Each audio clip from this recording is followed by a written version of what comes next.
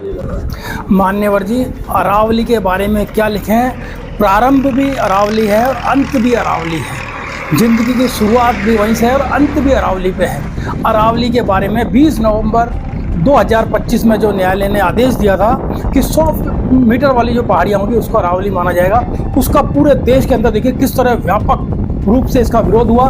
सरकार को बैकफुट पर आना पड़ा, सुप्रीम कोर्ट का आदेश देने पड़े। परंतु आप देख लीजिए, दुर्भाग्य की बात है जब सुप्रीम कोर्ट ने आदेश कर दिया कि चाहे छोटी पहाड़ी हो बड़ी पहाड़ी हो किसी पर खनन नहीं होगा। अजमेर की आपको मैं उदाहरण देता हूँ, खोड़ा गणेश जी भाई साहब, कितने बड़े बड़े पहाड़ थे, आज देख लीजिए खड्डे हो गए बहुत बड़े बड़े, समुद्र तालाब बन गए वो पहाड़। आप आ जाइए नारेली, नारेली में पूरी पहाड़ी थी, हरे ग्रीनरी, आपको तो हरा हरा दिखता था, पूरे पहाड़ी काट दिए गए। फिर आप आ जाओ माकूपुरा वाली पहाड़ी, जो अजमेर शहर के चारों तरफ मैं बता रहा हूँ, और तो बहुत है। माकूपुरा ये पूरा काट दिया है ना, नसीराबाद और जो होते थे, जो नसीराबाद को और अजमेर के बीच में पहाड़ी थी पूरी काट दी। फिर आप आ जाओ फाई सागर रोड वाली, बोराज से लेकर के जो पूरी पहाड़ी चल रही है उसको लेकर अभी भी खरेकड़ी के अंदर, मैं आपको वीडियो डाल रहा हूँ, खरेकड़ी के अंदर बहुत जोर शोर से जेसीबी, बिना नंबर के डंपर, ट्रैक्टर ट्रॉली, हर दादागिरी से अवैध खनन हो रहा है। फिर आप आ जाओ पुष्कर बाईपास, और पुष्कर और नागौर जो सीमा है, तिलोरा गांव पूरा पहाड़ पे बसा हुआ था, आज पूरा देखो पूरा काट दिया।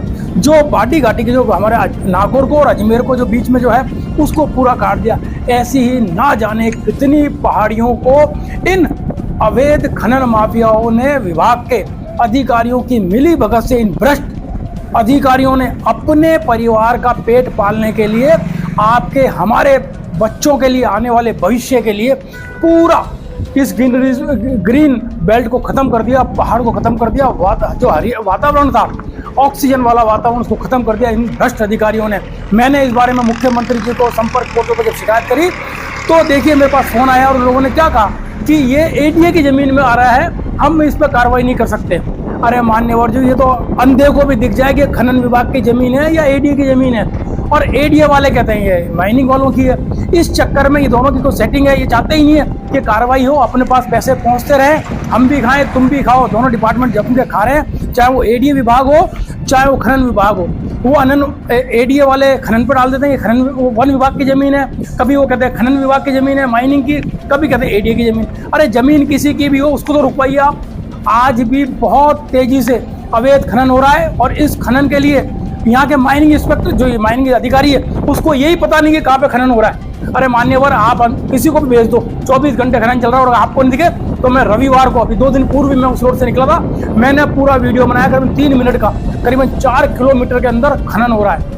इनको नहीं दिखता, पता नहीं कौन से भ्रष्टाचार का चश्मा लगा रखा है इन लोगों ने, इसलिए इनको नहीं दिखता। मगर एक ईमानदार और लोगों से पूछो जो व्यवहार रहते हैं, उनका जीना दुश्वार हो रखा है। धमाकों की आवाज़ आती है, रात दिन चलते रहते हैं, उससे धमाकों की आवाज़ आती है, प्रदूषण इतना फैलता है, गाड़ियों का आना जाना हो रहा है, एक्सीडेंट हो रहे हैं, उनसे इन लोगों को कोई मतलब नहीं है। आप देखा होगा, अभी हमने बुधवार को आदरणीय जिलाधीश महोदय को अरावली बचाओ के सैकड़ों लोगों के साथ प्रदर्शन किया था और ज्ञापन दिया था, उसमें भी हमने इस बात का जिक्र किया था। आप अरावली बचा रहे हो, जिसमें हमारा अजमेर शहर की भी जितनी भी पहाड़ियाँ हैं उसका भी संरक्षण कीजिए, उसका संवर्धन कीजिए, उस पर हरियाली डेवलप कीजिए।